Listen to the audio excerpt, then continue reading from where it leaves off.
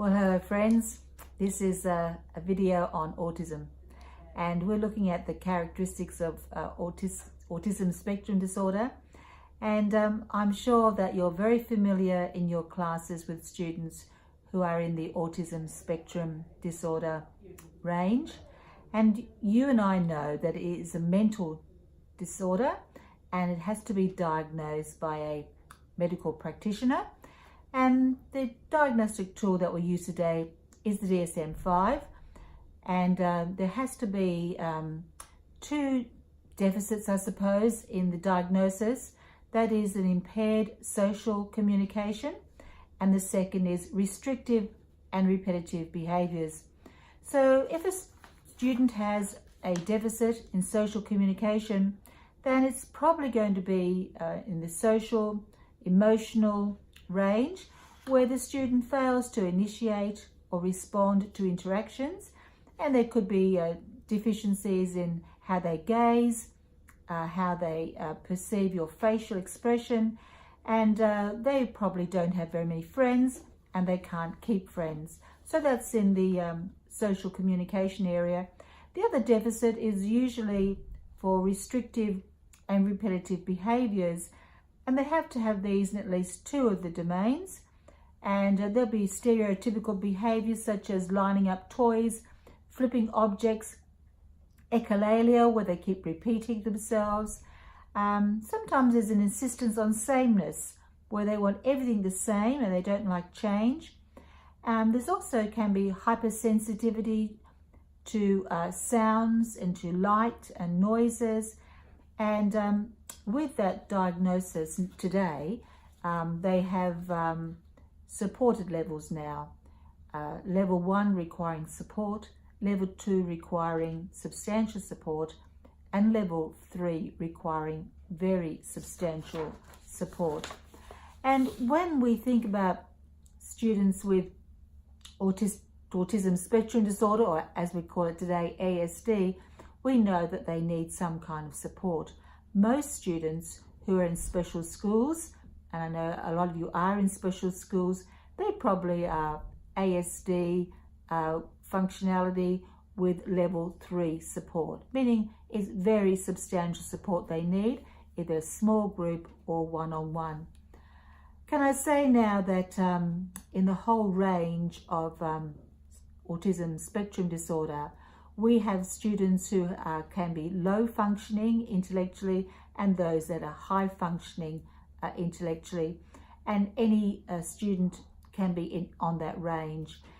It becomes more difficult to teach a student who also has intellectual difficulties as well as autism spectrum disorder, ASD. And there's now a movement to say from the neurodiversity movement that having ASD is not a deficit.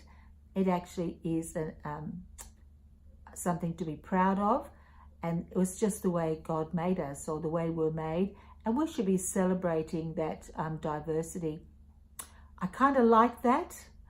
Even if the people aren't Christian, what they're saying is that every brain is wired differently, and that we should be celebrating the way those brains are wired. When I look to myself, of the students that I have known with autism, I am just fascinated with the way that God has gifted them with special abilities. Now, one of those students that I have known for quite some time is a friend of mine called Patrick Chow. Patrick's now 40 years old, but when I knew him, he was only 10 years old when I came to the school. Patrick is iconic in our school community. He came here as a small child, and he graduated from school. He was trained in cleaning, and he now works as a cleaner in our school, part-time basis. A wonderful example of a Christian young man who just happens to have ASD. He is a prayer warrior. He prays for all.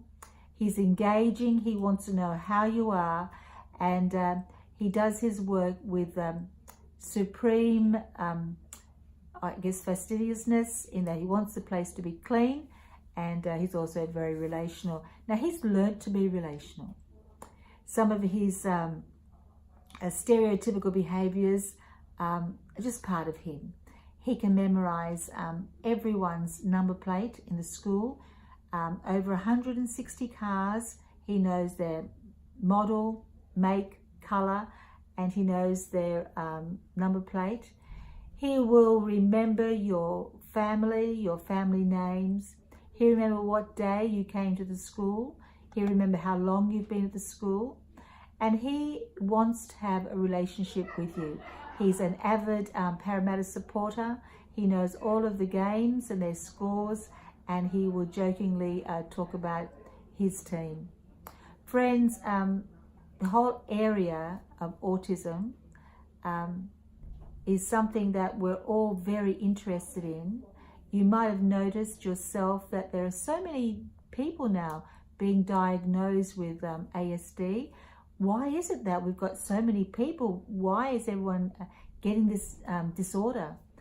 Well, friends, it's not that everyone's getting this disorder. It's that the diagnosis base, the labelling of ASD now has broadened to increase students with low functioning and high functioning and different levels of support. We're getting better at finding students with ASD, but what is also a worry to us all is that there still is underdiagnosis in this area. When we look at the different families that come to our schools, especially from an overseas background, we can see that the labelling of having ASD in a family can still be one of shame, and a lot of parents from Asia are not quick to get their students diagnosed because from their culture, the belief system is, well, the mother must have done something wrong to bring such shame on the family. Very similar in the Indian culture as well.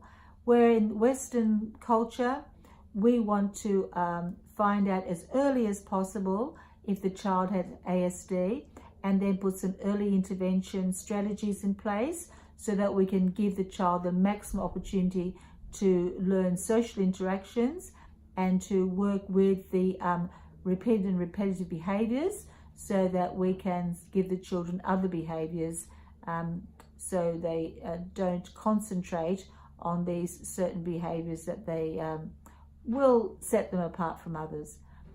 Friends, can I embrace you to get connected with our students with ASD, to love them for the gifts that God's given them, and to have them as one of your friends in the school.